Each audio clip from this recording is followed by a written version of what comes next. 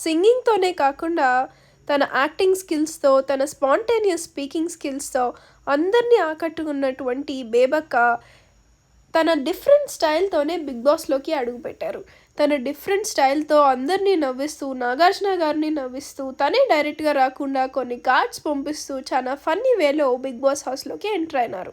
తిను 7th కంటెస్టెంట్‌గా 'big boss' హౌస్‌లోకి enter అయినారు. తన బడ్డీగా ఎవరిని పిలుస్తారు అని జనాలందరూ ఆలోచించగా ఆర్‌జే శేఖర్ భాష తన నెక్స్ట్ బడ్డీగా 8th హౌస్‌మేట్‌గా అడుగుపెట్టారు. తినొచ్చేసి యాక్టివిస్ట్ అని, ఆర్‌జేగా చాలా అవార్డ్స్ పొందినటువంటి ఏకైక తెలుగు ఆర్‌జేగా తన ఏవీలో తన గురించి తను ఇంట్రడ్యూస్ చేసుకున్నారు. అంతేకాకుండా ఎంతో రికార్డ్ చేస్తూ మోర్ దెన్ 100 అవర్స్ కంటిన్యూస్‌గా మాట్లాడినట్టుగా నాగార్జున గారు కూడా స్టేజ్ మీద తెలియజేశారు. ఈ డిఫరెంట్ క్వాలిటీస్ ఉండే ఈ అందరూ లోపల ఎలా ఉండబోతారో మనం వేచి చూద్దాం.